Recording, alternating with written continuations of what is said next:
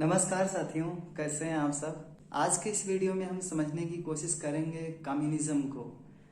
Socialism, capitalism या feminism, इन सारी ideology की तरह कम्युनिज्म भी एक आइडियोलॉजी है और हर आइडियोलॉजी की तरह इसका भी कुछ ऑब्जेक्टिव है। क्या ऑब्जेक्टिव है? कम्युनिज्म थ्योराइज करने की कोशिश कर रहा है किसी सोसाइटी के, एक तरह से कहें, सोशल और इकोनॉमिक कंडीशंस के बारे में। तो इसका कहना है ये कि सोसाइटी के जो मीन्स ऑफ प्रोडक्शन हैं उन पर जो एक तरह से कहें कि कंट्रोल होगा वो सोसाइटी के लोगों का होगा, और साथ में जो डिस्ट्रीब्यूशन होगा वो सोसाइटी में जितने भी लोग हैं उनमें उनके नीड के हिसाब से डिस्ट्रीब्यूशन होगा। जैसे हमने सोशलिज्म में समझा था, सोशलिज्म भी कम्युनिज्म की ही तरह एक आइडियोलॉजी है और उसकी कई सारी चीजें आपस में मिलती हैं। एक मेजर डिस्टिंक्शन अगर हम कहें, डिफरेंस बताएं, तो सोशलिज्म में जो डिस्ट्रीब्यूशन होता था, एक तरह से कहें प्रोडक्शन का, खास करके जो एक तरह से कहीं इकोनॉमिक प्रोडक्शन हो रहा है एग्रीकल्चर से या इंडस्ट्री से या और जगहों से, तो उसका लोगों में उनके पार्टिसिपेशन या उनके वर्क के हिसाब से होता था। मतलब कि एक सोशलिस्ट सोसाइटी एक ऐसी सोसाइटी होती है जो लोगों में उनका, एक तरह से कहें, मीन्स ऑफ प्रोडक्शन जो हैं उन पर कंट्रोल तो लोगों का होगा, पूरी सोसाइटी का, लेकिन वहां से जो चीजें प्रोड्यूस होंगी वो लोगों के काम के हिसाब से डिस्ट्रीब्यूट कर दी जाएंगी। जो कम काम करेगा वो कम पाएगा, जो ज्यादा काम करेगा वो ज्यादा पाएगा। ये सोशलिस्ट सोसाइटी थी और ये सोशलिज्म की आइडियोलॉजी में बताया जा रहा था। लेकिन कम्युनिज्म में ये है कि सोसाइटी के सोशियो इकोनॉमिक कंडीशंस जो होंगे वो सोसाइटी के लोगों के द्वारा ऑन किए जाएंगे और उनको डिसाइड करने का जो पावर होगा वो सोसाइटी के लोगों का होगा। सोसाइटी की जो इकोनॉमिक कंडीशंस हैं, मीन्स ऑफ प्रोडक्शन या मोड ऑफ प्रोडक्शन है, जो उन पर जो कंट्रोल होगा, उनको जो रेगुलेट करने की अथॉरिटी होगी वो सोसाइटी के लोगों की होगी। तो सोसाइटी ओन करेगा इकोनॉमिक कंडीशंस को, चाहे इंडस्ट्री हो, एग्रीकल्चर हो, यानी लैंड हो, या जो भी चीजें हैं सोसाइटी में, वो सोसाइटी के लोगों के द्वारा ओन की जाएंगी। और वहां से जो प्रोडक्शन होगा वो सोसाइटी के लोगों में उनके जरूरत के हिसाब से होगा। सोशलिज्म में था उनके काम के हिसाब से डिस्ट्रीब्यूशन, लेकिन कम्युनिज्म में है कि जो डिस्ट्रीब्यूशन होगा, प्रोडक्शन का जो डिस्ट्रीब्यूशन होगा वो लोगों की जरूरत के हिसाब से होगा। सोसाइटी में जितने भी लोग हैं उनके जरूरत के हिसाब से डिस्ट्रीब्यूट किया जाएगा। ऐसा नहीं कि जो कम काम कर रहा है उसको कम और जो ज्यादा काम कर रहा है उसको ज्यादा। ये आइडिया कम काम करने वाले को कम और ज्यादा काम करने वाले को ज्यादा डिस्ट्रीब्यूशन का आइडिया सोशलिज्म में है, लेकिन कम्युनिज्म में उनकी जरूरत के हिसाब से डिस्ट्रीब्यूशन है। इसके कई सारे फीचर्स हैं अगर हम बात करें, लेकिन अगर इसके मीनिंग को और अच्छे से समझना चाहें तो जो मॉडर्न कॉन्सेप्ट कम्युनिज्म का दिया गया वो कार्ल मार्क्स के द्वारा दिया गया। तो कार्ल मार्क्स का आइडिया जो था कम्युनिज्म का, उनका आइडिया था कि एक ऐसी सोसाइटी जिसमें जो एक तरह से कहें इंडिविजुअल है, हर एक व्यक्ति अपनी एबिलिटी के हिसाब से काम करेगा और डिस्ट्रीब्यूशन जो होगा एक तरह से प्रोडक्शन का वो लोगों में उनकी नीड के हिसाब से होगा। यानी उन्होंने ये कहा कि from each according to his ability to each according to his need, मतलब जो वर्क होगा वो लोगों की एबिलिटी के हिसाब से होगा। जो कमजोर है वो कम काम कर पाएगा, लेकिन जो ताकतवर है वो ज्यादा काम करेगा। तो सब मिल करके काम करेंगे, लेकिन जो डिस्ट्रीब्यूशन होगा, चूंकि इतना ज्यादा प्रोडक्शन होगा जब सब मिल के काम करेंगे तो सबको जरूरत के हिसाब से दिया जा सकता है। ये नहीं जब कम प्रोडक्शन होता है तब वहां पर देखा जाता है कि, तो कार्ल मार्क्स का कहना था कम्युनिस्ट सोसाइटी एक ऐसी सोसाइटी होगी जहां पर ओवर प्रोडक्शन होगा, और जब ओवर प्रोडक्शन होगा तो लोगों में उनके नीड के हिसाब से डिस्ट्रीब्यूशन किया जा सकता है। तो मॉडर्न कम्युनिज्म का कॉन्सेप्ट यही है कि उनकी एक तरह से कहें जो प्रोडक्शन है वो लोगों में उनकी नीड के हिसाब से होगा, और सोसाइटी की जो सोशियो इकोनॉमिक कंडीशन है उनको रेगुलेट किया जाएगा कम्युनिटी के द्वारा। कम्युनिज्म जो वर्ड है एक तरह से कहें वो कम्युनिटी से एक तरह से इंगेज करता है। कम्युनिटी से इंगेज करने की ये आइडिया कम्युनिज्म कही गई। सोसाइटी से इंगेज करने वाले आइडिया को सोसाइटी, कैपिटल यानी मनी से इंगेज करने वाले आइडिया को कैपिटलिज्म। तो जो कम्युनिटी है एक तरह से कहें वो वर्ड आया है कम्यून से, जिसका मतलब है जैसे हम हिंदी में समुदाय कहते हैं, जहां पर कुछ लोग रह रहे हैं सोसाइटी की तरह, तो उसी को। तो ये हुआ कम्युनिज्म। इसके अगर हम फीचर्स को समझना चाहें तो कई सारे फीचर्स हैं इसमें। जो कम्युनिज्म एक तरह से कहें कैपिटलिज्म और सोशलिज्म से इसको डिफरेंट बनाते हैं। क्या है? पहली बात, स्टेट। जो कम्युनिज्म है ये स्टेट के एग्जिस्टेंस को नकारता है, यानी ये कहता है कि स्टेट जैसी कोई चीज नहीं होगी। जो मीन्स ऑफ प्रोडक्शन है या मोड ऑफ प्रोडक्शन है या रेगुलेशन का काम है वो सोसाइटी के लोगों के द्वारा किया जाएगा। इसमें एक तरह से कहें कि स्टेट जैसी कोई, एक तरह गवर्नमेंट जैसी कोई बॉडी नहीं होगी। तो इसको लेकर के जैसे हम कार्ल मार्क्स की जब थ्योरी पढ़ते हैं तो वो कहे कि डिक्टेटरशिप ऑफ प्रोलिटेरिएट जब एंड होगा कुछ टाइम बाद, तब जाके कम्युनिस्ट सोसाइटी बनेगी। तो कम्युनिस्ट सोसाइटी में कोई गवर्नमेंट नहीं होगा, कोई स्टेट नहीं होगी। स्टेट का मॉडर्न कॉन्सेप्ट दूसरा है, लेकिन जब वो उस समय बोल रहे थे तो उनका सीधा मतलब गवर्नमेंट से था। सोसाइटी को लेकर के इसके फीचर्स क्या हैं? ये एक तरह से कहें कम्युनिज्म का जो एक तरह से कहें फोकस पॉइंट है वो सोसाइटी है। ये सोसाइटी के लिए ही बात कर रहा है, सोसाइटी के लोगों के लिए, कि सोसाइटी के लोग किस तरह से मीन्स ऑफ प्रोडक्शन को ओन करेंगे और उसका रेगुलेशन किस तरह से सोसाइटी के लोग करेंगे। कोई गवर्नमेंट नहीं होगी और इस तरह से कोई और बॉडी नहीं होगी। रिलीजन, अगर हम मॉडर्न कॉन्सेप्ट में कम्युनिज्म जो कि कार्ल मार्क्स के द्वारा दिया गया उनके रिलीजन का कॉन्सेप्ट समझना चाहें तो कार्ल मार्क्स ने कहा कि रिलीजन ओपियम है, अफीम है। एक तरह से कहें कि रिलीजन लोगों को मूर्ख बनाने के लिए कुछ लोगों के द्वारा टूल की तरह यूज किया जाता है। जैसे रिलीजन में कई ऐसी बातें हैं जिनको लेकर के एक तरह से कहें जो उस रिलीजन के प्रोपागेटर हैं, जिनको हम एक तरह से कहें कि मौलवी या फिर साधु या पंडित कह सकते हैं, ठीक। तो वो सारे लोग और लोगों को कई सारी ऐसी चीजें यूज कराते हैं, एक तरह से उनको मूर्ख बनाने के लिए यूज करते हैं। ऐसा हमारा नहीं, कार्ल मार्क्स की आइडियोलॉजी में था कि ये रिलीजन लोगों को, चाहे जो रिलीजन हो, हिंदू, मुस्लिम, मतलब हिंदुइज्म, इस्लाम, क्रिश्चियनिटी, कोई भी रिलीजन हो, वो लोगों को मूर्ख बनाने के लिए, एक तरह से कहें कि उनकी सोचने समझने की क्षमता या उनकी साइंटिफिक टेम्परामेंट को कम करने के लिए यूज किया जाता है, ताकि लोग क्वेश्चन ना करें और बिलीफ, एक तरह से कहें इसीलिए रिलीजन में ज्यादातर बिलीफ पे फोकस किया जाता है, रेशनलिटी पे नहीं। कोई भी रिलीजन हो, ज्यादातर रेशनलिटी पे फोकस किया जाता है। और इसी को लेकर के कार्ल मार्क्स ने कहा कि रिलीजन इज ओपियम, क्योंकि जब आप ओपियम या कोई भी स्मोकिंग करते हैं तो आपका जो साइंटिफिक टेम्परामेंट होता है वो घट जाता है, कम हो जाता है। तो उसी तरह से रिलीजन है, जब आप रिलीजन में बिलीव करने लगते हैं तो आपको साइंटिफिक ना हो करके एक तरह से कहें अनसाइंटिफिक होकर के समझना पड़ता है कि रिलीजन की ये चीजें कैसी हैं। इसमें प्राइवेट प्रॉपर्टी का एग्जिस्टेंस नहीं होता है। एक तरह से कहें कि जब सोसाइटी में लोगों के द्वारा प्रोडक्शन होगा और सोसाइटी के लोगों में डिस्ट्रीब्यूट कर दिया जाएगा उनकी जरूरत के हिसाब से, तो पैसे की कोई जरूरत है नहीं। और लोगों की जो जरूरत है, चाहे जिस चीज की, मान लो इस मार्कर की जरूरत है तो हमको जितने मार्कर की जरूरत है उतना हमको मिल जा रहा है, हमको जितने भोजन की जरूरत है उतना मिल जा रहा है, हमको जिस भी चीज की, कपड़े की या जो भी हमको जरूरत है वो प्रोडक्शन के हिसाब से अलग अलग जगहों से मिल जा रहा है, ठीक। तो हमको प्रोडक्शन में जितना हम हेल्प कर सकते हैं उतना करना है और साथ में बाद में प्रोडक्शन में जो भी हमको जरूरत है उतना मिल जाएगा। तो ऐसा कम्युनिज्म की वो आइडियोलॉजी में कार्ल मार्क्स की था, एक तरह से कि एक तरह से मनी लेस इकोनॉमी की बात कार्ल मार्क्स ने की, जिसमें पैसे नहीं होंगे, प्रोडक्शन लोगों में उनकी जरूरत के हिसाब से डिस्ट्रीब्यूट हो जाएगा। कम्युनिज्म में जिस तरह से कैपिटलिज्म में हम देख रहे थे कि वर्कर्स का एक्सप्लॉयटेशन हो रहा था, तो कम्युनिज्म की एक फीचर ये भी है कि इसमें कोई एक्सप्लॉयटेशन किसी वर्कर का नहीं होने वाला है। तो ये सारी चीजें इसकी फीचर्स में हैं। अब हम समझने की कोशिश करते हैं कि जो मॉडर्न फॉर्म है कम्युनिज्म का, ये एंशिएंट टाइम से इवॉल्व कैसे हुआ। एक तरह से कहें कि धीरे धीरे किस तरह से इवोल्यूशन हुआ मॉडर्न कम्युनिज्म का।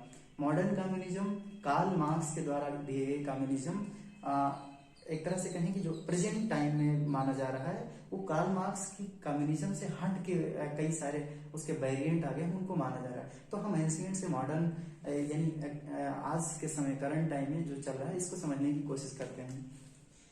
सबसे पहले एंशिएंट टाइम में ग्रीक सोसाइटी में एक बहुत बड़े फिलोसफर हुए प्लेटो, ठीक।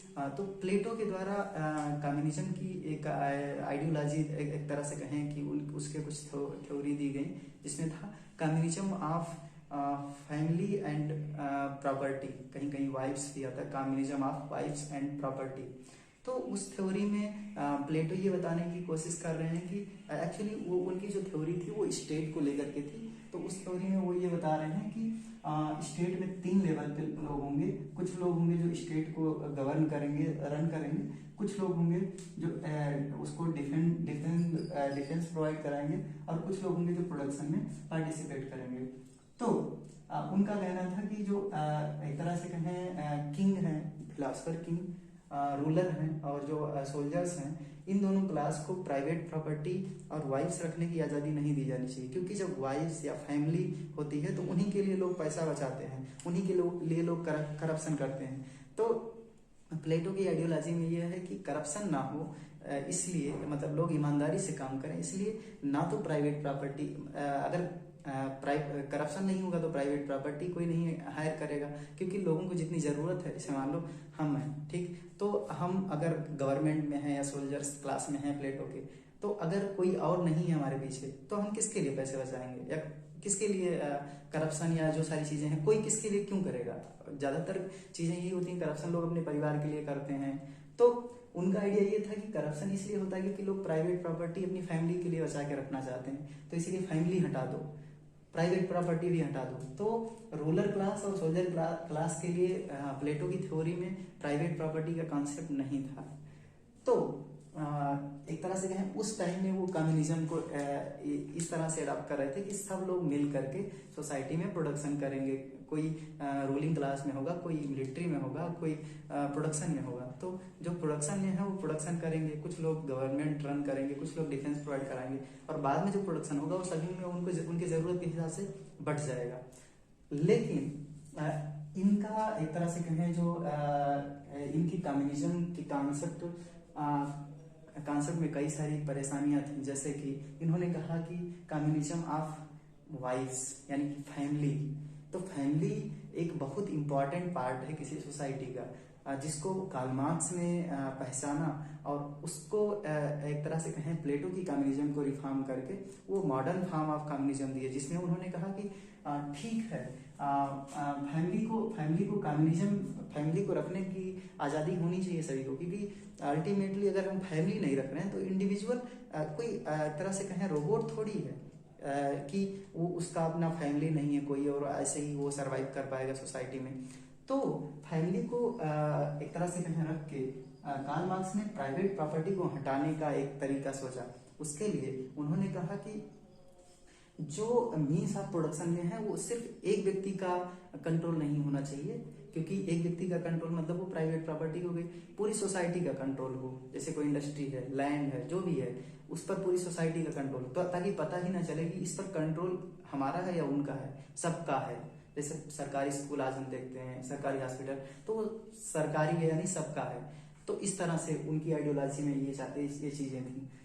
तो एंशियंट टाइम में ग्रीक सोसाइटी में जो क्लासिकल कम्युनिज्म प्लेटो के द्वारा दिया गया, उसमें प्राइवेट प्रॉपर्टी को एक तरह से कहें कि एबोलिश करने की बात थी, और वाइफ्स या फैमिली को भी एक तरह से कहें कि प्राइवेट, जैसे लोगों की अपनी फैमिली होती है, पर्सन ए की दूसरी फैमिली, उसकी बी की दूसरी, तो इस तरह से।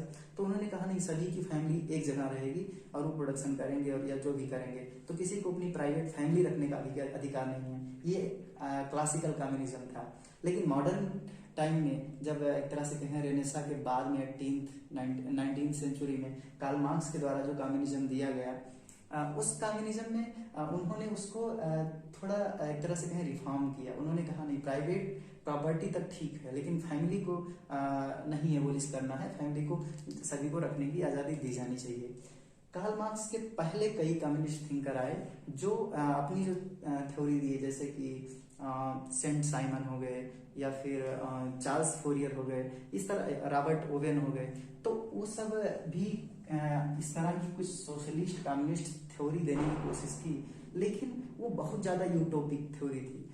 लेकिन उसके बाद में इन सारे utopic thinker Charles Fourier, Saint Simon, Robert Owen के बाद में कार्ल मार्क्स ने उसको थोड़ा और साइंटिफिक बनाने की कोशिश की, और उसके बाद में 19th सेंचुरी के मिड में कार्ल मार्क्स ने अपनी थ्योरी दी। तो उनकी थ्योरी किस तरह से थी उसको समझने की कोशिश करते हैं, क्योंकि वही मॉडर्न कम्युनिज्म का बेस है। हालांकि प्रेजेंट फॉर्म में कार्ल मार्क्स की कम्युनिज्म किसी भी कंट्री में फॉलो नहीं किया जा रहा है, लेकिन एक तरह से कहें उसके कुछ चेंज करके लोग प्रैक्टिकल फॉर्म में अडॉप्ट किए हैं अलग अलग कंट्री में। तो हम ये समझने की कोशिश करते हैं कि कार्ल मार्क्स की थ्योरी में चीजें थी क्या। पहला ये डायलेक्टिकल मटेरियलिज्म और हिस्टोरिकल मटेरियलिज्म। कम्युनिज्म की थ्योरी जब दे रहे थे कार्ल मार्क्स, तो उन्होंने कहा कि ये जो हिस्ट्री है ये इवॉल्व किया है। इवॉल्व किस तरह से किया है, क्योंकि मैटर में सेल्फ कंट्राडिक्शन का नेचर पाया जाता है, उसमें थेसिस और एंटीथेसिस होते हैं, और उसी के थ्रू एक तरह से कहें मीन्स ऑफ प्रोडक्शन और मोड ऑफ प्रोडक्शन में जब चेंज होता है तो सोसाइटी फ्यूडल सोसाइटी से कैपिटलिस्ट सोसाइटी, कैपिटलिस्ट से फिर सोशलिस्ट, सोशलिस्ट से फिर कम्युनिस्ट सोसाइटी में इस तरह से वो इवोल्यूशन हो रहा है, उस तरह से वो इवॉल्व होगा। उन्होंने कहा जो हिस्ट्री का इवोल्यूशन है वो मैटर के हिसाब से हुआ, इसीलिए उन्होंने हिस्टोरिकल मटेरियलिज्म का कॉन्सेप्ट दिया। जब कार्ल मार्क्स अपनी थ्योरी दे रहे थे उस समय कैपिटलिज्म काफी ज्यादा एक्सपैंड कर चुका था, ढेर सारे मात्रा में इंडस्ट्री सेटअप हुए थे, और इंडस्ट्री ओनर लेबर को हायर कर रहे थे और उनसे जो प्रॉफिट हो रहा था वो अपने पास रख रहे थे। लेबर को एक मिनिमल अमाउंट दे करके एक तरह से कहें घंटों घंटा काम कराया जाता था। तो जो प्रॉफिट एक तरह से कहें बिजनेसमैन या इंडस्ट्रियलिस्ट को मिलता था, जैसे मान लो कि किसी मार्कर को बनाने में टोटल लेबर को 10 रुपीज दिया गया और एक लेबर पर डे 100 मार्कर बना रहा है, ठीक, और एक मार्कर 10 रुपी का बिक रहा है, तो टोटल 1000 रुपी का प्रोडक्शन हुआ और लेबर को मिला 10 रुपीज, तो 990 रुपीज का एक तरह से प्रॉफिट हुआ, और वो प्रॉफिट जाएगा उस ओनर के पास में।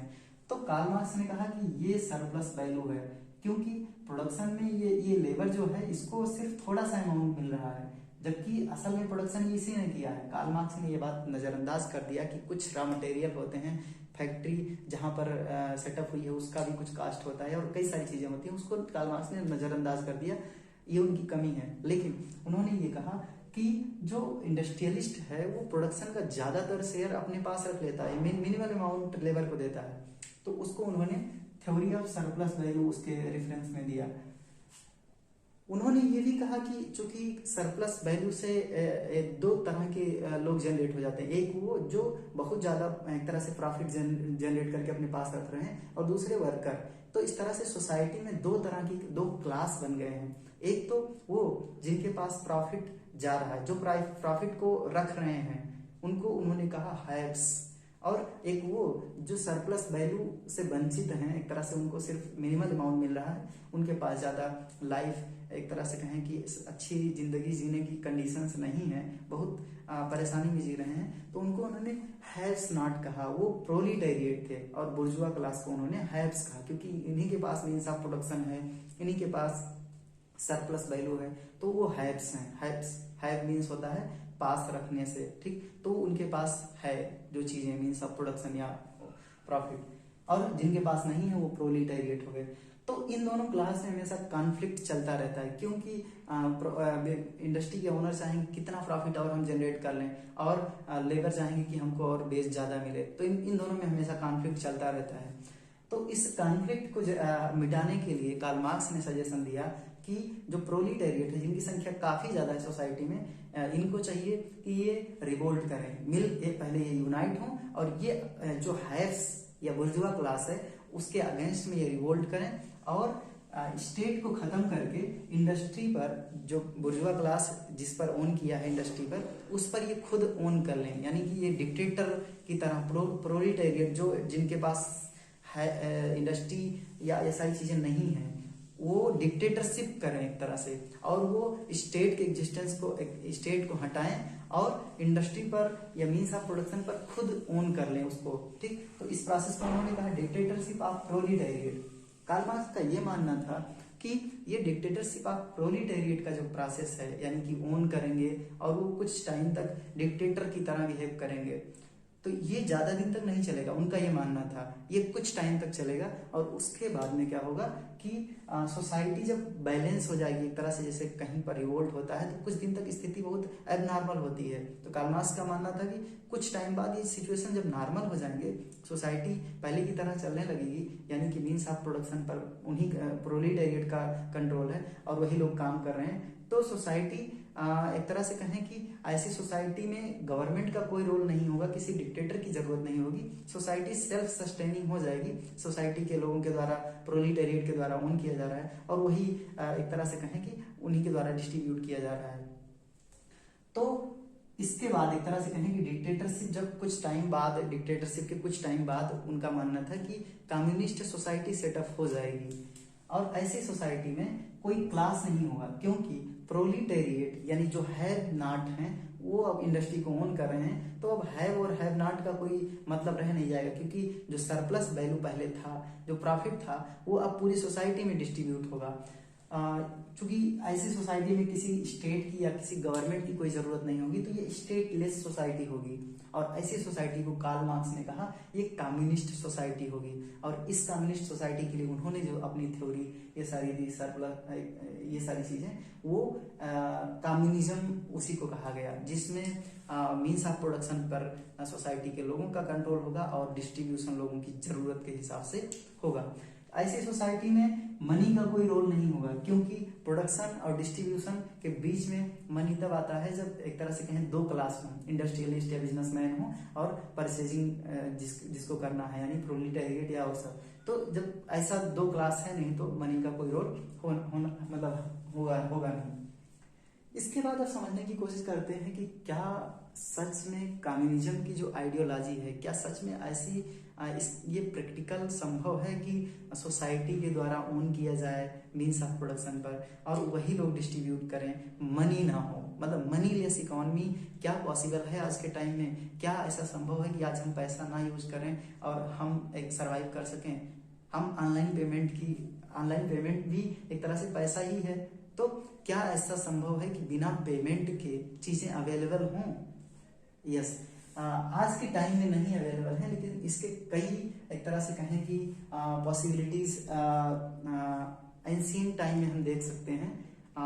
जैसे कि जब एक तरह से कहें जो प्रिमिटिव सोसाइटी थी, एक तरह से कहें आदिवासी आदिमानव जिस समय में रह रहा था, तो वो झुंड के झुंड एक साथ शिकार पे जाते थे या प्रोडक्शन करते थे, बाद में जो मार के लाते थे उसको शेयर करते थे। तो उस समय मनीलेस इकोनॉमी था। या प्रेजेंट टाइम में भी कई सारे इसके वेरिएंट देखे जा सकते हैं, जैसे कि इंडिया के एक बहुत बड़े फिलासफर हैं ओशो ने अमेरिका में रजनीशपुरम में एक आश्रम खोला था। उस आश्रम को भी वो कुछ टाइम तक ऐसा एक तरह से मनीलेस इकोनॉमी की तरह चलाए। उसमें सोसाइटी थी और सोसाइटी के लोग एक तरह से प्रोडक्शन करते थे और उसमें डिस्ट्रीब्यूशन होता था, लेकिन बड़े लार्ज स्केल पे इसका कोई प्रेजेंट एग्जाम्पल अवेलेबल नहीं है। 2000 के टाइम में इंडिया के पुदुचेरी में भी एक कम्युनिटी रहती थी, औरोविल कम्युनिटी। वहां भी इस तरह की सिचुएशंस एक तरह से ऐसी थी कि मनीलेस इकोनॉमी की तरह उस कम्युनिटी के लोग मिलजुल के काम करते थे और डिस्ट्रीब्यूशन कर लेते थे जो भी प्रोड्यूस होता था। लेकिन बड़े स्तर पे ऐसा कम्युनिज्म आज के एक तरह से कहें कि अगर हम एक तरह से कहें कि पिछले अगर हम 15-20 शताब्दी तक बात करें तो भी अवेलेबल नहीं दिख रहा है। ये छोटे स्तर पे कई सारी एग्जांपल्स देखे जा सकते हैं। अब हम बात करते हैं कि क्या प्रेजेंट में कम्युनिज्म दुनिया में है? नहीं है। वो कम्युनिज्म नहीं है जो कार्ल मार्क्स के द्वारा दिया गया, जिसमें कहा गया कि सोसाइटी में गवर्नमेंट नहीं होगा और एक तरह से कहें सोसाइटी के लोगों के द्वारा ओन किया जाएगा और डिस्ट्रीब्यूशन लोगों के द्वारा किया जाएगा उनकी नीड के हिसाब से। तो क्या एक तरह से कहें कम्युनिज्म का कोई और वेरिएंट अवेलेबल है? यस, कार्ल मार्क्स की कम्युनिज्म के प्रैक्टिकल वेरिएंट अवेलेबल हैं, उसके चेंज्ड फॉर्म अवेलेबल हैं प्रेजेंट टाइम में दुनिया में। कार्ल मार्क्स ने जो थ्योरी दी उसको प्रैक्टिकल बनाने के लिए एक तरह से कहें 19th सेंचुरी में कार्ल मार्क्स के द्वारा जो थ्योरी दिया गया उसको प्रैक्टिकल बनाने के लिए सबसे पहला प्रयास जो किया गया वो रसिया में किया गया 1917 में। लेनिन बहुत बड़े लीडर थे रसिया में। और उस समय वहां पर 1917 में रसिया में एक रेवोल्यूशन हुआ मोनार्क के अगेंस्ट में। लेनिन लीडर बन करके उभरे उस रेवोल्यूशन में, उसको बोल्शेविक रेवोल्यूशन बोला गया। तो उस रेवोल्यूशन के बाद में लेनिन के अंडर में कांग्रेस, एक तरह से कहें कार्ल मार्क्स ने जो डिक्टेटरशिप ऑफ प्रोलेटारिएट कहा था कि रिवॉल्यूशन के बाद में डिक्टेटरशिप होना चाहिए। तो उस डिक्टेटरशिप में प्रोलेटारिएट का डिक्टेटर सेटअप हुआ और उसके लीडर बनकर के उभरे लेनिन, जिसमें अभी हम पढ़ रहे हैं। तो ये प्रैक्टिकल वर्जन दिए, एक तरह से ये प्रैक्टिकलिटी को अडॉप्ट किए, कार्ल मार्क्स की थ्योरी की वो प्रैक्टिकलिटीज। लेकिन कार्ल मार्क्स की थ्योरी में कुछ इम्प्रैक्टिकलिटीज भी थी, जिसमें कार्ल मार्क्स ने कहा था कि डिक्टेटरशिप कुछ टाइम तक चलेगा, उसके बाद में फिनिश हो जाएगा, कम्युनिटी खुद अपने आप को सेल्फ सस्टेनिंग बना लेगी, किसी डिक्टेटर की जरूरत नहीं पड़ेगी। लेकिन लेनिन का मानना था कि सोसाइटी अभी इतनी एक तरह से कहें डेवलप नहीं हुई है, अभी डिक्टेटर की जरूरत है, ताकि इसका एक तरह से कहें कि डेवलपमेंट और हो जाए, तब नहीं जरूरत होगी। तो 1917 में ये रिवोल्यूशन हुआ, लेकिन 2021 तक जब तक लेनिन थे तब तक ये रसिया के डिक्टेटर बन के ही एक तरह से बैठ रहे। मतलब हम रसिया में कोई कम्युनिस्ट सिस्टम नहीं देख पाए, क्योंकि वहां पर ये डिक्टेटर थे, गवर्नमेंट थी। तो और कार्ल मार्क्स की जो फिलॉसफी थी कम्युनिज्म की, उसमें गवर्नमेंट का कोई रोल नहीं था, किसी डिक्टेटर की जरूरत नहीं थी। तो उसके बाद में लेनिन के बाद में आते हैं स्टालिन। लेकिन लेनिन की जो फिलॉसफी थी कम्युनिज्म की, वो क्या थी? वो थी प्रैक्टिकल वर्जन। कार्ल मार्क्स की थ्योरी का प्रैक्टिकल वर्जन था, जिसमें गवर्नमेंट था, गवर्नमेंट का होना जरूरी है ताकि वो मैनेज कर सके इकोनॉमी को, सोसाइटी को। उसमें गवर्नमेंट अगर है तो गवर्नमेंट का इलेक्शन की बात की गई कि लोगों के द्वारा इलेक्ट किया जाएगा वो गवर्नमेंट, एक तरह से डेमोक्रेटिक फॉर्म की बातें कर रहे हैं। एक परमानेंट डिक्टेटर की तरफ इस तरह की सोसाइटी के जाने की पॉसिबिलिटीज ज्यादा थी, जिस तरह से ये अपने टाइम में एक परमानेंट डिक्टेटर बन के बने रहे।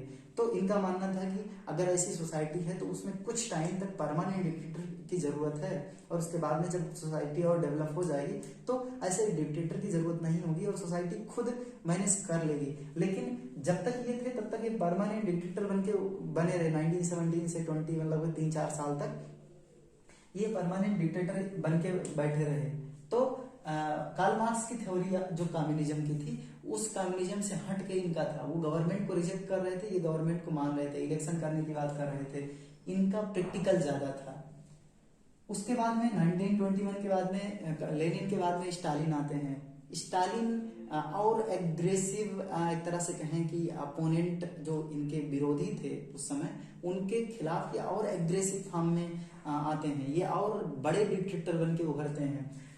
इन्होंने कई सारे रसिया की इकोनॉमी और मिलिट्री में रिफॉर्म किया, जिसमें उन्होंने रसिया की इकोनॉमी को सेंट्रलाइज किया, उसकी मिलिट्री को सेंट्रलाइज किया, और कई सारे और रिफॉर्म किए गए। एक तरह से सेंट्रलाइज करने का मतलब हुआ कि और हम डिक्टेटरशिप का जो नेचर है वो और बढ़ा रहे हैं। एक व्यक्ति के हाथ में सेंट्रलाइज होने का मतलब सेंट्रल गवर्नमेंट के हाथ में ज्यादा पावर आ गया, कम्युनिटी, सोसाइटी या यूनिट के पास में ज्यादा पावर नहीं है, तो ये और बड़े डिक्टेटर बन के उभरे। लेनिन और स्टालिन के बाद में और भी कई एक तरह से कहें कि डिक्टेटर रसिया में आते हैं, जैसे कि निकिता क्रुश्चेव आते हैं, ब्रेजनेव आते हैं, फिर मिखाइल गोर्बाचेव आते हैं। तो उन सब की भी आइडियोलॉजी जो थी, एक तरह से कहें कि वो भी एक डिक्टेटर ही थे। मतलब कि रसिया की हिस्ट्री में गोर्बाचेव के बाद में रसिया का डिसइंटीग्रेशन हो जाता है, एक तरह से रसिया से छोटे छोटे पार्ट में डिसइंटीग्रेट हो जाता है, टूट जाता है। और लेकिन हम देख नहीं पाते हैं कि कम्युनिज्म सेटअप हुआ, क्योंकि रसिया में डिक्टेटर बने ही बैठे हैं। डिक्टेटरशिप का जब तक अंत नहीं होगा तब तक कम्युनिज्म आएगा नहीं, कम्युनिस्ट सोसाइटी बनेगी नहीं। तो ये चीज थी। तो लेनिन और स्टालिन के बाद में हम एक और फॉर्म, एक तरह से कहें कि एक और कम्युनिस्ट कंट्री की बात कर सकते हैं, चाइना की। चाइना 1 अक्टूबर 1949 को इंडिपेंडेंट होता है, और उसके बाद माओ के अंडर में, माओ उसके फर्स्ट लीडर बन के उभरते हैं, और वो प्रेजेंट यानी मॉडर्न चाइना के फादर कहे जाते हैं। तो माओ की जो आइडियोलॉजी थी वो भी कम्युनिज्म जो एक तरह से कार्ल मार्क्स का कम्युनिज्म था उससे इन्फ्लुएंस था, लेकिन उसमें कई चेंजेस करके माओ ने चाइना की अपनी कंडीशंस के हिसाब से एक अलग थ्योरी दी जिसको माओइज्म कहा गया या माओइस्ट कम्युनिज्म। तो उस कम्युनिज्म में था ये, जैसे कार्ल मार्क्स की थ्योरी में था, ज्यादातर उनका जो प्रॉब्लम था वो इंडस्ट्रियलिस्ट के प्रॉब्लम को हैंडल कर रहे थे, क्योंकि कार्ल मार्क्स जब थ्योरी दिए तो उस समय एग्रीकल्चर में ज्यादा प्रॉब्लम नहीं था, इंडस्ट्री में प्रॉब्लम था। वो जो प्रोलिटेरिएट को इंडिकेट कर रहे थे वो इंडस्ट्री के वर्कर थे, एग्रीकल्चर के वर्कर नहीं थे। तो माओ का कहना था कि रसिया में जो communism Lenin, Stalin, Khrushchev, Brezhnev या ये इन सब के द्वारा फॉलो किया जा रहा है वो एक तरह से कहें कि थर्ड वर्ल्ड कंट्री के लिए फिजिबल नहीं है। थर्ड वर्ल्ड कंट्री उन्होंने ऐसे कंट्रीज को कहा जो उस समय इंडिपेंडेंट हो रहे थे, यूरोपियन कंट्रीज के कोलोनियल पावर के अंडर में थे, जैसे इंडिया, पाकिस्तान या और कई कंट्री थे जो एक तरह से गुलाम थे। तो ऐसी कंट्री ज्यादातर एग्रेरियन इकोनॉमी थी। तो उनका कहना था कि रसिया एग्रेरियन इकोनॉमी नहीं है, रसिया एग्रीकल्चर पे डिपेंडेंट नहीं है, रसिया में इंडस्ट्री सेटअप हुए हैं और उसकी प्रॉब्लम दूसरी है। चाइना या थर्ड वर्ल्ड कंट्री की प्रॉब्लम दूसरी है। तो उनको कार्ल मार्क्स की आइडियोलॉजी के बेस पे कम्युनिज्म नहीं वहां पर सेटअप हो सकता है, क्योंकि उनकी इकोनॉमी ही दूसरी है। जिन जिन कंट्री की इकोनॉमी एग्रेरियन है उनको इस वेरिएंट को फॉलो करना चाहिए, कम्युनिज्म के उस आइडियोलॉजी को फॉलो करना चाहिए जो हम बता रहे हैं, माओ बता रहे हैं। उनका मानना था कि देखो, कार्ल मार्क्स जो कह रहे हैं कि एक बार डिक्टेटरशिप, एक बार रिवोल्ट किया जाए और डिक्टेटरशिप हो और काम खत्म, ऐसा काम नहीं चलेगा। कंटिन्यूअस स्ट्रगल करना पड़ेगा। फ्यूडल क्लास, एक तरह से कहें जो एग्रेरियन क्लास है, जो फार्मर्स हैं, उनको कंटिन्यूअस स्ट्रगल करना पड़ेगा। और इनकी जो आइडिया, एक तरह से कहें कि ये थर्ड वर्ल्ड कंट्री को अपील किए कि आप इस कम्युनिज्म के हमारे थ्योरी को फॉलो कीजिए, क्योंकि हमारी थ्योरी एग्रेरियन इकोनॉमी के लिए ज्यादा फिजिबल है, सुटेबल है। तो ये था। अब आते हैं, हम ये देखते हैं कि किस तरह से रसिया में लेनिन, स्टालिन, ब्रेजनेव या ख्रुश्चेव या फिर मिखाइल गोर्बाचेव के बाद में रसिया में डिसइंटीग्रेशन हो जाता है, यानी कि जो वहां पर एक so called communist society setup हुई थी, सो कॉल्ड कम्युनिस्ट कंट्री अपने आप को रसिया कह रहा था, उसका डिसइंटीग्रेशन हो जाता है 1990 में, छोटे छोटे पार्ट में टूट जाता है और कम्युनिज्म वहीं पर एक तरह से कहें कि इंड हो जाता है कम्युनिज्म का। तो क्या क्या सिचुएशंस ऐसे थे, कौन सी बातें थी रसिया के या कम्युनिस्ट रसिया के डिसइंटीग्रेशन के पीछे 1990 में? एक्चुअली उस समय जो डिक्टेटर थे रसिया के, मिखाइल गोर्बाचेव, उन्होंने कुछ ऐसी पॉलिसीज अडॉप्ट की जो प्रॉब्लम में डाल दिया रसिया को। उनके द्वारा दो बड़ी पॉलिसीज, ग्लासनोस्ट और पेरेस्ट्रोइका अडॉप्ट किया गया। पहला था ग्लासनोस्ट, जो कि था पॉलिटिकल रिफॉर्म की, ट्रांसपेरेंसी की, जो भी पॉलिटिकल सिस्टम में चल रहा है गवर्नमेंट में, उसमें वो ट्रांसपेरेंसी लाने की कोशिश की। उनका मानना था कि ट्रांसपेरेंसी रहेगी तो और अच्छे से डेवलपमेंट होगा, करप्शन कम होगा। और पेरेस्ट्रोइका में इकोनॉमिक रिफॉर्म उन्होंने कुछ किया।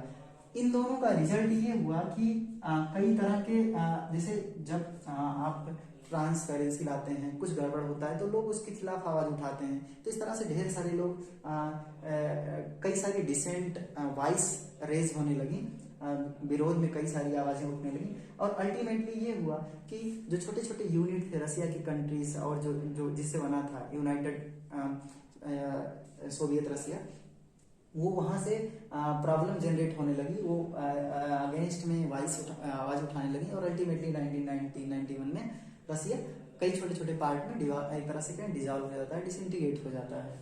तो ये था। अब हम देखते हैं कि रसिया में या कहीं पर फेल क्यों हुआ कम्युनिज्म। रसिया में तो हम 1990 में देख सकते हैं फेल हुआ, लेकिन कई सारे कंट्री में कार्ल मार्क्स का वो कम्युनिज्म अडॉप्ट हो नहीं पाया। अडॉप्ट ना होने के पीछे आज तक कार्ल मार्क्स की वो कम्युनिज्म जिसको कार्ल मार्क्स ने दिया कि ये कम्युनिस्ट सोसाइटी इस तरह से सेटअप होगी, आज तक उस कम्युनिज्म का मतलब कोई ऐसी कंट्री नहीं है जो उस कम्युनिज्म को अडॉप्ट कर पाया हो। तो इसके पीछे कुछ प्रॉब्लम होंगे तभी ऐसा नहीं हो पा रहा है। तो क्या प्रॉब्लम्स हैं उनको समझने की कोशिश करते हैं। पहला, नो इंसेंटिव, जो कि इस तरह की सोसाइटी में, कार्ल मार्क्स की कम्युनिस्ट सोसाइटी में लोग मिल करके प्रोडक्शन कर रहे हैं और लोगों में डिस्ट्रीब्यूशन हो जा रहा है, उनका किसी से कोई कंपटीशन नहीं है। जैसे मान लो कि ये मार्कर बनाने वाली 4 कंपनीज हैं, ठीक, तो चारों कंपनीज में प्राइस को लेकर कंपटीशन होगा, इसके क्वालिटी को लेकर कंपटीशन होगा, इन सारी चीजों को लेकर कंपटीशन होगा। लेकिन अगर कोई कंपनी ही ना हो, लोग बना रहे हैं लोगों और वो खुद ही यूज कर रहे हैं, तो मन किया तो थोड़ा खराब है तो खुद ही बना रहे हैं तो उसको एडजस्ट कर लेंगे, उनको कहीं सेल नहीं करना है कि और प्रॉफिट कमाना है, तो इसमें इंसेंटिव की कोई बात नहीं है, इसमें इनोवेशन की कोई बात नहीं है, क्योंकि लोगों को जैसा अच्छा लग रहा है वैसा बना रहे हैं, कोई जरूरत नहीं है ज्यादा कुछ टेंशन लेने की।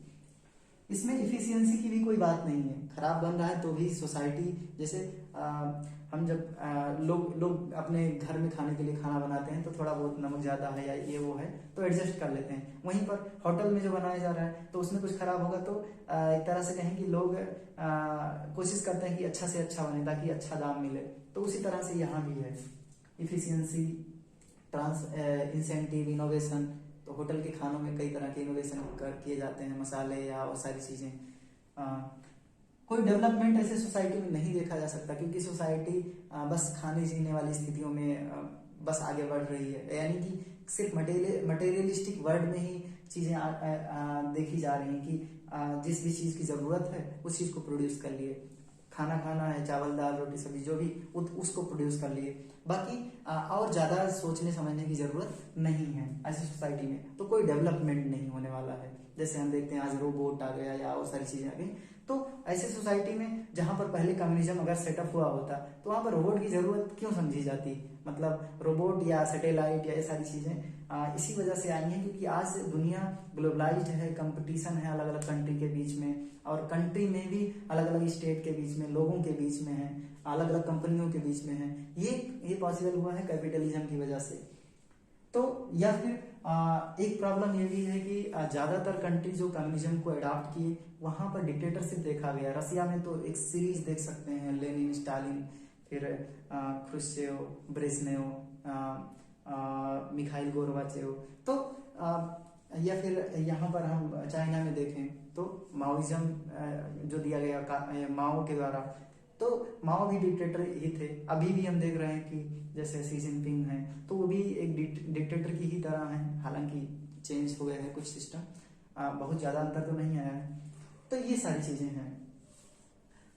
तो जो कम्युनिज्म की आइडियोलॉजी है वो डिक्टेटरशिप की तरफ आगे बढ़ती है अल्टीमेटली, क्योंकि सोसाइटी में कोई गवर्न करने वाला नहीं है, तो गवर्न करने वाला कोई नहीं है तो कोई ना कोई व्यक्ति जो एलिजिबल होगा, अपने आप को ज्यादा स्मार्ट समझेगा, वो आएगा और डिक्टेटर बन के रूल करेगा सब पे।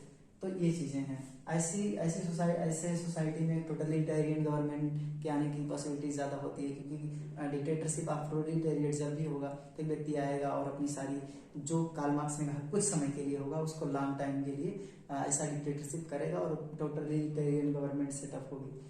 जब टोटलिटेरियन गवर्नमेंट होगी तो करप्शन भी होगा, करप्शन होने के चांसेस काफी ज्यादा हैं। तो ये सारी चीजें हैं, इसी वजह से आज तक कोई ट्रू कम्युनिस्ट कंट्री बन नहीं पाया, ये ऐसी कोई सोसाइटी बन नहीं पाई।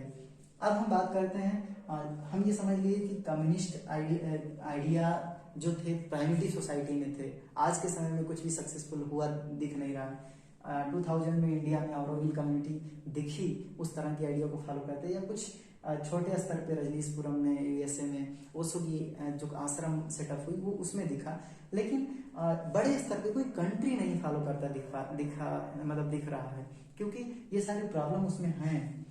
अब हम बात करते हैं कुछ कम्युनिस्ट थिंकर की।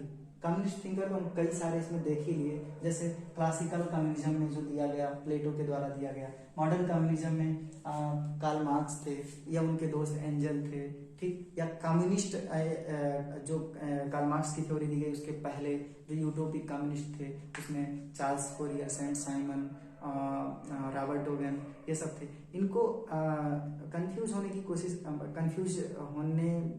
जैसा कुछ नहीं है, ये कम्युनिस्ट भी हैं, ये सोशलिस्ट भी हैं, चाहे मार्क्स हों, रॉबर्ट ओवेन हों, चार्ल्स फोरियर हों, या ये सारे लोग, ठीक, या प्लेटो हों। तो इनकी आइडियोलॉजी में सोशलिज्म भी दिख रहा है, कम्युनिज्म भी दिख रहा है। तो ऐसा सेपरेट करने की कोई जरूरत नहीं कि ये सोशलिस्ट हैं तो कम्युनिस्ट कैसे हो गए, दोनों हो सकते हैं।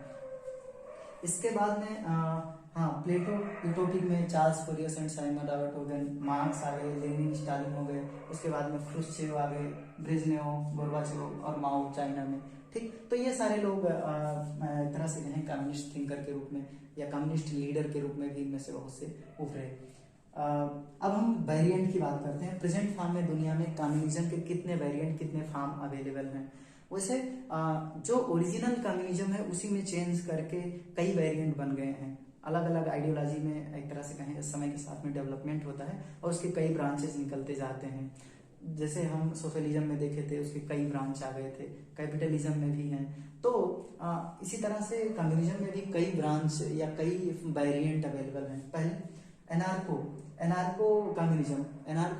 कम्युनिज्म एक तरह से कहें स्टेट के एग्जिस्टेंस को नकारता है। जैसे कि लेनिनिज्म में या स्टालिनिज्म या माओइज्म में गवर्नमेंट या स्टेट के एग्जिस्टेंस को माना जाता है, लेकिन एनार्को कम्युनिज्म एक ऐसा कम्युनिज्म होगा जो कार्ल मार्क्स के कम्युनिज्म की तरह, जिसमें स्टेट नहीं होगा ऐसे कम्युनिज्म में। दूसरा है लेनिनिज्म। तो लेनिनिज्म में लेनिन का कम्युनिज्म जिसमें गवर्नमेंट होगा, जिसमें इलेक्शन होंगे, ये प्रैक्टिकल वर्जन है कार्ल मार्क्स की कम्युनिज्म का। ठीक, परमानेंट डिक्टेटरशिप की जरूरत है। उसके बाद में आता है लिबर्टेरियन कम्युनिज्म में इंडिविजुअल की लिबर्टी के साथ में कम्युनिस्ट आइडिया जो भी एक तरह से कहें मीन्स ऑफ प्रोडक्शन पे सोसाइटी या कम्युनिटी का कंट्रोल और डिस्ट्रीब्यूशन लोगों की जरूरत के हिसाब से। तो ऐसा अगर कोई कम्युनिज्म अवेलेबल है कि मीन्स ऑफ प्रोडक्शन पे कंट्रोल और डिस्ट्रीब्यूशन लोगों की जरूरत के हिसाब से हो, साथ में लोगों की इंडिविजुअल लिबर्टी को भी ध्यान में रखा जा रहा है, अगर ऐसा कोई कम्युनिज्म अवेलेबल है तो उसको लिबर्टेरियन कम्युनिज्म कहेंगे। मार्क्सियन कम्युनिज्म, मार्क्स की अपनी कम्युनिज्म, जिसमें सोसाइटी में एक तरह से कहें सोसाइटी के मीन्स ऑफ प्रोडक्शन पर या सोसाइटी की इकोनॉमिक और सोशल कंडीशंस पर लोगों का कंट्रोल होगा, सोसाइटी के लोगों का कंट्रोल होगा और डिस्ट्रीब्यूशन लोगों की जरूरत के हिसाब से होगा, वो मार्क्सियन कम्युनिज्म है। माओइज्म एग्रेरियन इकोनॉमी या एग्रेरियन कंट्रीज के लिए माओ के द्वारा जो आइडिया दिया गया कम्युनिज्म का, जिसमें उन्होंने कहा कि कंटिन्यूअस रेवोल्यूशन या कंटिन्यूअस स्ट्रगल की जरूरत है ऐसे कम्युनिस्ट सोसाइटी को सेटअप करने के लिए, वो माओइस्ट कम्युनिज्म या माओइज्म है। स्टालिन के द्वारा जो दिया गया, तो लेनिन का जो एक तरह से कहें आइडिया था प्रैक्टिकल फॉर्म ऑफ गवर्नमेंट, एक तरह से कहें कि गवर्नमेंट होगा, इलेक्शन होगा, उसी का और एग्रेसिव वर्जन और ज्यादा डिक्टेटरशिप वाला फॉर्म स्टालिनिज्म में दिखाई देता है। तो इसके बाद में आप समझते हैं कौन कौन से ऐसे कंट्री हैं जो आज दुनिया में एक तरह से कहें भले ही अलग वेरिएंट कार्ल मार्क्स की कम्युनिज्म का फॉलो कर रहे हैं, लेकिन ऐसे कौन से कंट्री हैं जो अपने आप को कम्युनिस्ट कंट्री कहते हैं। पहला रसिया है। ठीक, उसके बाद में हम क्यूबा देखते हैं। क्यूबा में फिडेल कास्ट्रो के एक तरह से कहें कि अंडर में सेटअप किया गया ऐसा कम्युनिस्ट कंट्री। चाइना में माओ के अंडर में 1 अक्टूबर 1949 को हम देखते हैं। तो वियतनाम में हो ची मिन, जिन्होंने 1956 में रिवोल्यूशन किया वियतनाम में और वो मॉडर्न वियतनाम के फाउंडर कहे जाते हैं। लाओस में भी इस तरह का कम्युनिस्ट फॉर्म दिखाई देता है। और नॉर्थ कोरिया में किम जोंग उन, हालांकि उसको कम्युनिस्ट कहना सही है या नहीं, लेकिन कुछ जगहों पर इसको कम्युनिस्ट कंट्री के रूप में इंटरनेट पे ऐसी चीजें बताई जा रही हैं और है भी, क्योंकि किम जोंग उन को हम डिक्टेटर समझ सकते हैं और ऐसे कई फॉर्म अवेलेबल हैं कम्युनिज्म के, जिसमें डिक्टेटरशिप एक तरह से कहें कि डिक्टेटरशिप को एक्सेप्ट किया गया है और इस तरह से नॉर्थ कोरिया को भी हम एक कम्युनिस्ट कंट्री कह सकते हैं। तो आज का ये वीडियो मुख्यतः कम्युनिज्म की कई सारी डायमेंशंस पे बेस्ड था। हम उम्मीद करते हैं कि आपको वीडियो में जो चीज़ें बताई गई वो समझ में आई होंगी। अगर कुछ छूट रहा है या फिर और कोई क्वेश्चन है तो आप कमेंट बॉक्स में लिखिए, हम क्लियर करने की कोशिश करेंगे। मिलेंगे किसी अगले वीडियो में, तब तक के लिए धन्यवाद।